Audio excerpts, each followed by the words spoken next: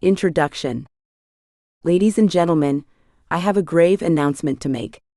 Incredible as it may seem, both the observations of science and the evidence of our eyes lead to the inescapable assumption that those strange beings who landed in the Jersey swamps tonight are the vanguard of an invading army from the planet Mars. The voice crackling through the radio on October 30th, 1938, was deep, steady, and terrifying.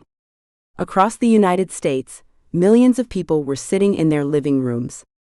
They had been listening to a music program when a news flash interrupted the songs. Suddenly, the music was gone. In its place were screams, reports of heat rays, and the sound of a crumbling civilization. People didn't just listen, they reacted. In New Jersey, families wrapped wet towels around their heads to protect themselves from gas raids. In New York, people crowded into bus stations, crying and begging for tickets out of the city. One woman ran into a church in Indianapolis and screamed that the world was ending. But there were no Martians. There were no heat rays. There was only a young actor named Orson Welles, standing in a studio with a microphone. He was performing a play called The War of the Worlds. The panic didn't happen because of what was actually happening in the world. It happened because of how people interpreted the sounds they heard. They had pieces of information, a news-like tone, the sound of an explosion, a frantic voice, and their brains filled in the rest with monsters. Because they didn't have the full picture, they built a nightmare in the gaps. This is exactly what happens when you overthink in a relationship. You receive a text message that says, "We need to talk later." Your brain hears the news flash. It doesn't see 4 words on a screen, it sees an invading army. It sees the end of your world. By the time later actually arrives, you have already imagined the breakup, the moving trucks, and the lonely years ahead. You have wrapped the mental version of a wet towel around your head, preparing for a disaster that hasn't even happened. We hear the voices, and we fill in the monsters ourselves. The ghost in the machine. If you are reading this, you probably know the feeling of being a detective in your own life. You aren't just living your relationship, you are studying it. You look at the punctuation in a text message, like it's a secret code. You analyze the way your partner said, "Good morning," to see if the pitch of their voice was a fraction lower than it was yesterday. You wonder why they haven't liked your photo yet, even though you saw they were online 5 minutes ago. This is exhausting. It is a full-time job that pays you in stomach aches and sleepless nights. When you overthink, you aren't just thinking. You are trying to survive.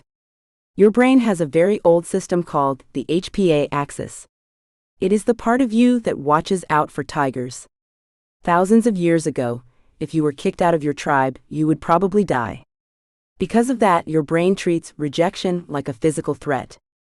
When your partner is quiet at dinner, your HPA axis doesn't think, maybe they had a long day at work.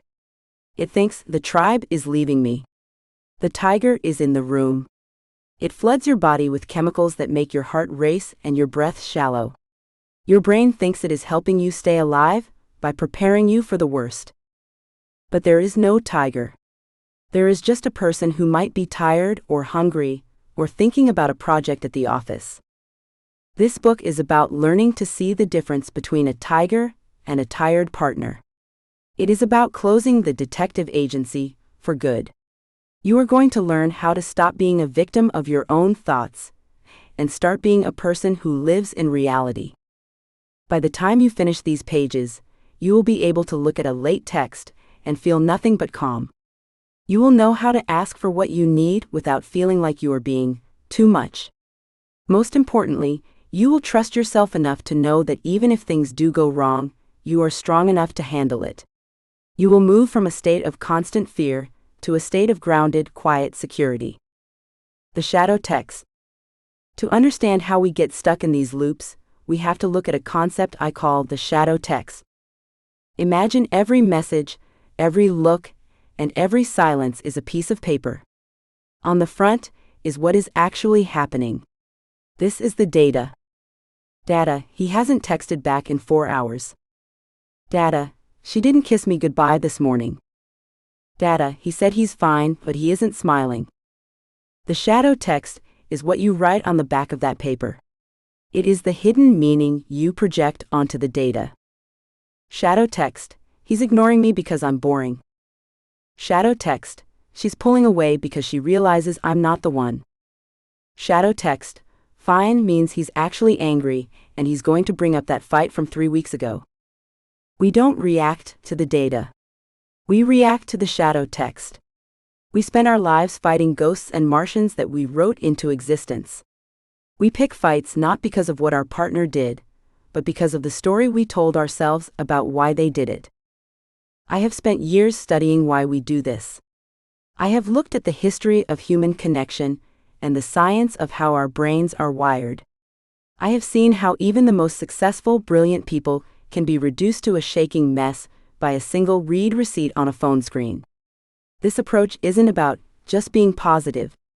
It is about objective reality. It is about using the same tools used by Roman emperors, world leaders, and top psychologists to stay centered when the world feels like it's spinning. Maya's Midnight Spiral. Maya Rodriguez is 32 years old, and she is very good at her job. As a senior graphic designer in Chicago, she spends her days finding patterns and making things look perfect. She lives in a beautiful apartment in the West Loop. She has a great group of friends, and she is dating Liam. Liam is kind, he's a teacher, and he makes her laugh. They have been together for 8 months. By most accounts, things are going well. But right now it is 11:15 p.m. on a Tuesday, and Maya is not thinking about how well things are going. She is sitting on her sofa, the blue light of her phone reflecting in her eyes. She sent Liam a "good night, I hope your day was okay" text at 8 p.m. He hasn't replied. Maya has checked his last seen status on WhatsApp 12 times in the last hour. He was online at 10:45 p.m. Her heart feels like it is being squeezed by a cold hand. If he was online, why didn't he reply to me? She whispers to the empty room. The shadow text is already being written in her mind. He's losing interest. He's probably talking to someone else. Maybe he's out at a bar. He seemed a little distant on Sunday, didn't he? I knew it. I knew this was too good to be true. Her chest is tight. Her stomach is doing slow, nauseous flips. She starts to draft a text. It's a long one. She wants to ask him where they stand. She wants to tell him that it's disrespectful to ignore her. She wants to demand a reason for his silence. She types it out, her thumbs flying across the glass. Then she deletes it. Then she starts again. She is trapped in the spiral. To Maya, the Martians have landed. She is convinced that by morning, her relationship will be over. Maya's story is a story of hypervigilance. Because her parents had a messy, high-conflict divorce when she was a child, she learned early on that you have to watch for the vibe shift to stay safe. If she could predict when her mom was going to be sad, or when her dad was going to leave, she felt like she had some control. Now she is using that same survival skill on Liam. But Liam isn't her parents. And her skill isn't keeping her safe, it's keeping her miserable. Throughout this book, we are going to follow Maya as she learns to put down the forensic kit and learn a new way to love. We will see her fail, and we will see her succeed. You will see yourself in her, and you will see the way out of the woods alongside her. The path to peace. The journey from overthinking to calm is not a straight line, but it is a mapped one. We are going to travel through 3 main stages of transformation. First, we will look at the internal work. We have to understand why your brain is so convinced that silence is a threat. We will look at your attachment style, the invisible blueprint that tells you what love is supposed to look like. We will meet people like Eleanor Roosevelt, who struggled with deep insecurity for years before finding her own sense of self-sovereignty. We will learn from Marcus Aurelius, a Roman emperor who had every reason to be stressed but chose to see things as they truly were, without the added judgment. Second, we will master the tools of the present. This is where we learn how to stop a spiral while it is happening. You will learn about the anchor, a way to ground yourself when the shadow text starts to take over. We will talk about the space between a feeling and an action.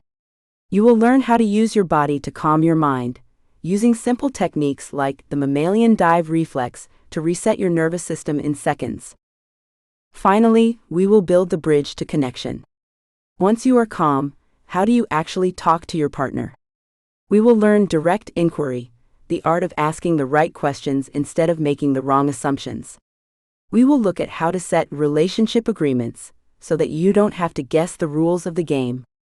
We will even learn how to repair a relationship after you've had an anxiety-driven fight, turning a moment of shame into a moment of deeper trust.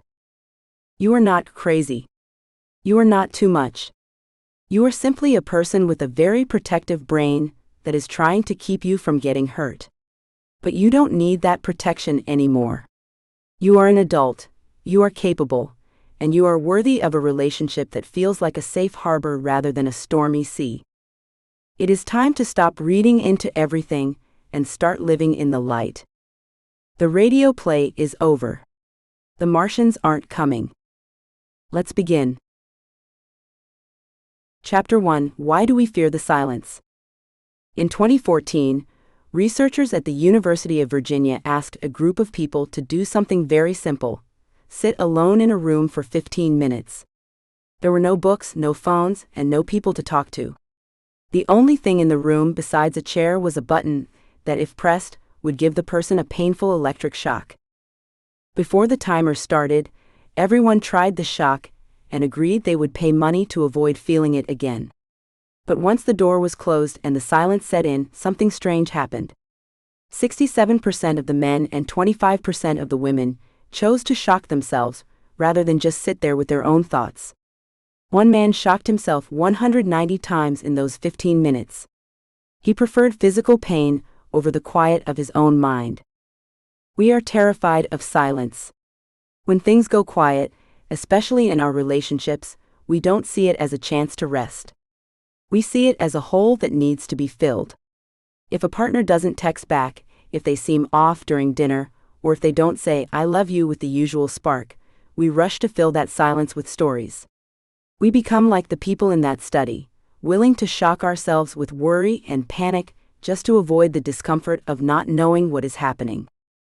The silence feels heavy because we believe it is a sign of a problem. We tell ourselves that if everything were okay, there would be noise. There would be good morning texts, heart emojis, and constant reassurance. When that noise stops, even for an hour, our brains treat the quiet like a smoke alarm going off in the middle of the night. We assume the house is on fire, even when there isn't any smoke. The Emperor in the Mud. Around the year 170 AD, a man named Marcus Aurelius sat in a tent near the Danube River. It was freezing cold, and the ground was thick with mud. He was the Emperor of Rome, the most powerful man on earth, but his life was a mess. A deadly plague was killing his people. His soldiers were tired and hungry. To make matters worse, one of his most trusted generals, a man named Avidius Cassius, had just betrayed him and tried to steal the throne. Marcus was old and sick. He had every reason to spend his nights pacing his tent, overthinking every move his enemies might make. He could have spiraled into a dark cloud of, what if? What if the army turns against me? What if I die out here in the cold? What if the people in Rome have already forgotten me? Instead, he took out a scroll and began to write. He wasn't writing for history books or for his subjects. He was writing to himself, trying to keep his mind from spinning out of control. These writings later became known as the Meditations. In those pages, he developed a mental tool that is the ultimate cure for the overthinking brain. He called it objective representation. This sounds like a big term, but it is actually very simple. It means looking at things exactly as they are, without adding any of your own stories to them. Marcus would look at a cup of expensive, fancy wine and say to himself, "This is just grape juice that has gone a little sour." He would look at his royal purple robe, a symbol of ultimate power, and remind himself, "This is just sheep's wool dyed with the guts of a shellfish." By stripping away the extra meaning, he stayed calm. The wine wasn't a symbol of his wealth, it was juice. The robe wasn't a symbol of his status, it was wool. When his general betrayed him, he didn't tell himself a story about being unlovable or a failure. He told himself, a person has acted according to their nature. This is a fact, not a disaster. Marcus knew that the things that happen to us don't actually hurt us. What hurts us is the shadow text we write underneath the facts. The facts are quiet. The shadow text is loud, scary, and usually wrong. The Blue Line Spiral. The Blue Line L train in Chicago is never truly quiet. It screeches against the tracks and the wind whistles through the doors.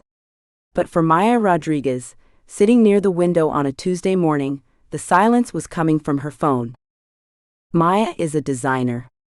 She spends her days looking at colors and shapes, trying to find the perfect way to tell a story for her clients. But lately, she has been using that creative brain to write horror stories about her boyfriend Liam. They have been dating for 8 months.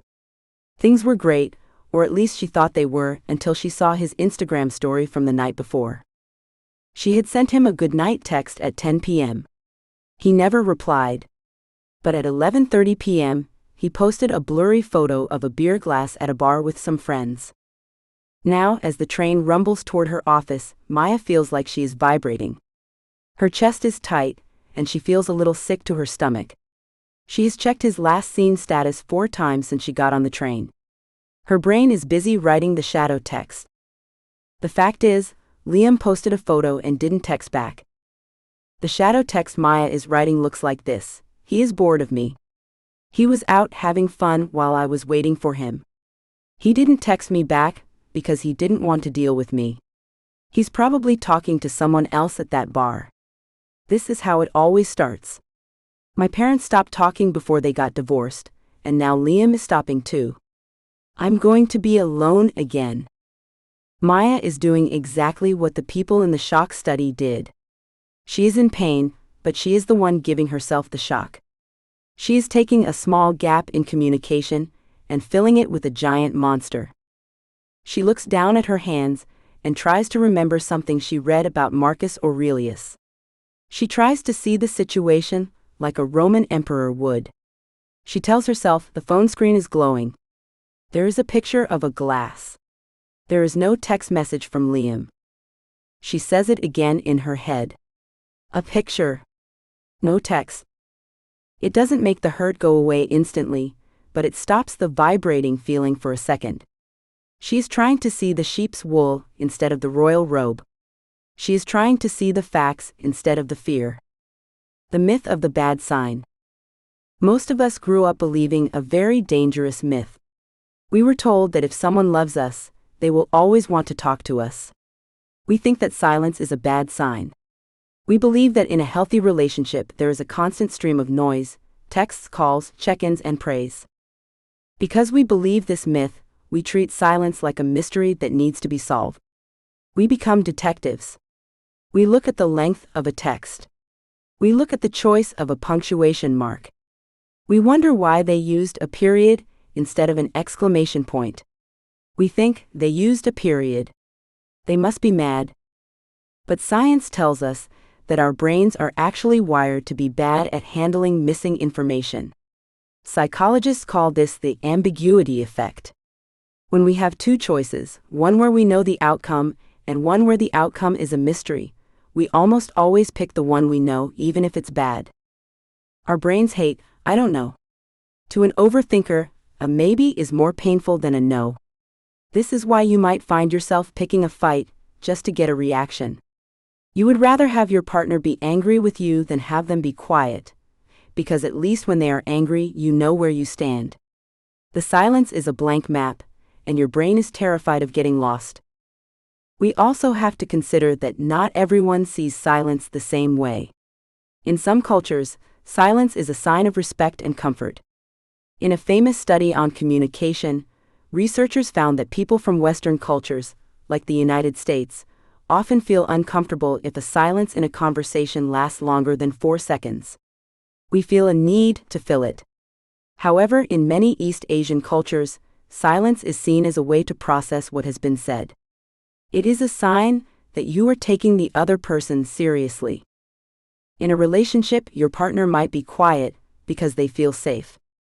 They might feel so comfortable with you that they don't feel the need to perform or entertain.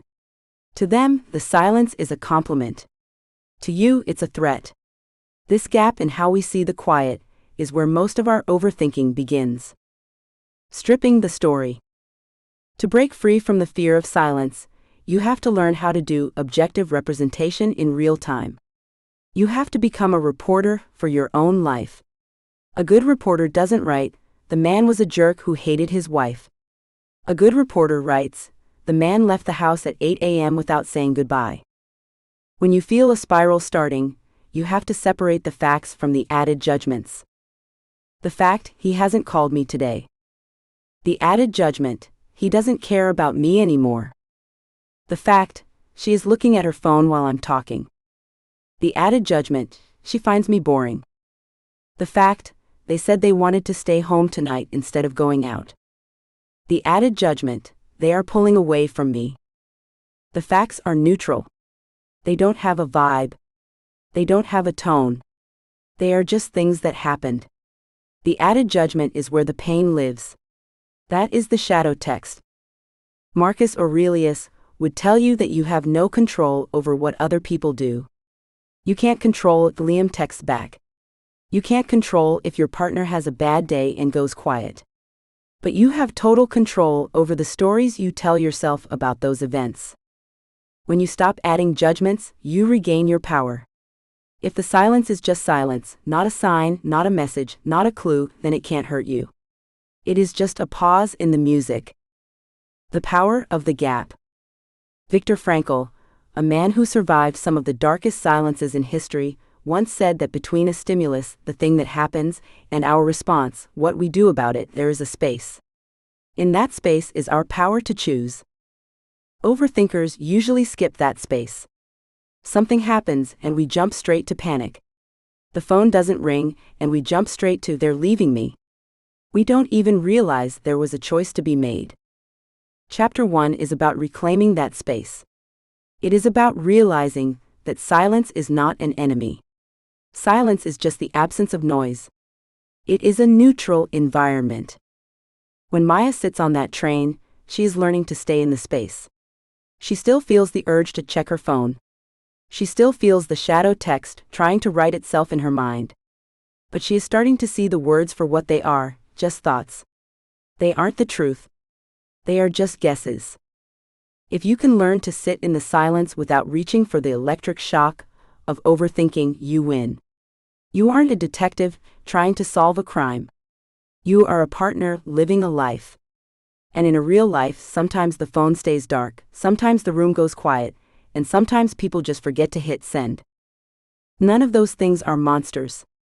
They are just pieces of wool. They are just sour grape juice. They are just facts. The silence isn't a wall between you and your partner. It is just the air in the room. And you can breathe that air without being afraid. Reframing silence this way doesn't mean you stop caring. It means you stop suffering for no reason. It means you save your energy for the things that are actually happening, rather than the ghosts your mind creates in the dark. Silence is not the end of the story. It is just the paper the story is written on. And today, you can choose to leave that paper blank until you have more data. You don't have to fill it with monsters. You can just let it be quiet. Chapter 2: Breaking the Cycle of Rumination. The clock on the wall of the St. Petersburg laboratory ticked toward the noon hour. Ivan Pavlov had exactly 60 seconds before the next phase of his experiment began. Everything was ready. The tubes were in place to measure the liquid.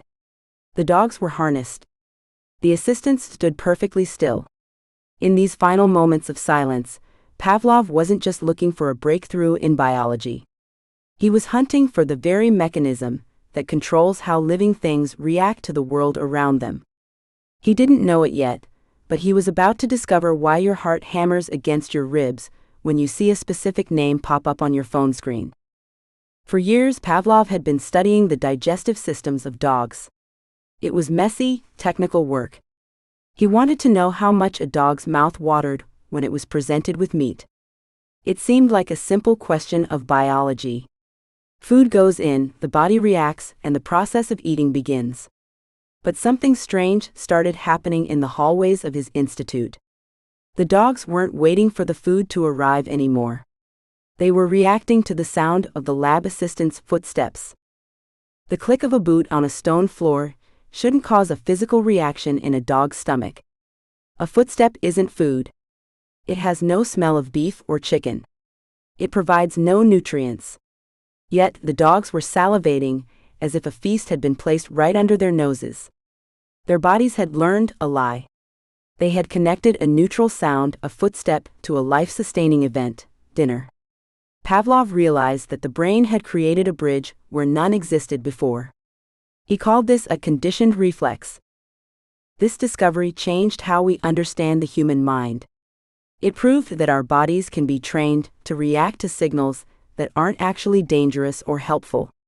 If you repeat a pairing often enough, the brain stops asking questions. It just reacts. This is the origin story of your overthinking. Your brain has spent months or perhaps years building bridges between neutral events and emotional catastrophes. The modern bell. In the late 1800s, Pavlov used bells, whistles, and footsteps to trigger his dogs. Today, we have a much more powerful tool in our pockets. Your smartphone is the most effective Pavlovian bell ever invented. Think about the specific ding your phone makes when a text message arrives. For most people, that sound is just a notification. But if you are in a relationship where you feel shaky or insecure, that sound is a high-stakes trigger. If things have been tense with your partner, that ding might make your stomach drop. You haven't even seen the words yet. It could be a sweet note about picking up milk, or it could be a message saying, "We need to talk." Your body doesn't wait to find out. It salivates with dread before you even touch the screen. This is classical conditioning in its most modern form. You have paired the signal, the notification, with the outcome, anxiety or conflict. Over time, the signal itself becomes the source of the pain. You are no longer reacting to your partner. You are reacting to the possibility of what your partner might say. You are living in a loop where your nervous system is constantly being notified of a danger that might not even be there. The problem with these loops is that they are self-reinforcing. Every time you check your phone in a panic and find a message that confirms your fear, the bridge in your brain gets stronger. Even if the message is totally fine, the relief you feel acts as a reward, which also keeps the loop alive. Your brain thinks, checking the phone kept us safe. Let's do that again in 5 minutes. The brain's idle mode. While Pavlov was looking at how the brain reacts to outside triggers, modern scientists have found a different kind of loop that happens entirely inside our own heads. It's called the default mode network, or the DMN. Imagine your brain is a car. When you are focused on a task like driving, cooking a complex meal, or solving a math problem, your brain is in gear. It is moving toward a destination. But when you stop focusing, the brain doesn't just turn off. It shifts into neutral. This is the DMN. It is the part of the brain that becomes active when you are daydreaming, thinking about the past, or worrying about the future. For an overthinker, the DMN is like a car idling in a dark, scary alley. When you aren't busy with a specific task, your mind naturally wanders to your unsolved problems. In a relationship, those problems are often the things you can't control. What did he mean by that look? Why was her tone so short this morning? Does he still find me attractive? Research shows that when the DMN is overactive, it defaults to negativity. We don't usually daydream about how everything is going perfectly. We ruminate, which is a fancy word for chewing on the same bad thought over and over again, like a cow chewing its cud. The more we ruminate, the more we strengthen the neural pathways associated with anxiety. This is neural plasticity in action. Your brain is a muscle. If you spend 4 hours a day practicing the "he's going to leave me" thought, your brain gets very, very good at thinking it. It becomes your default setting. Maya's Wednesday morning. Maya Rodriguez sat at her desk in the West Loop of Chicago, staring at a logo design for a new organic tea company. The colors were perfect. The lines were clean. but she hadn't moved her mouse in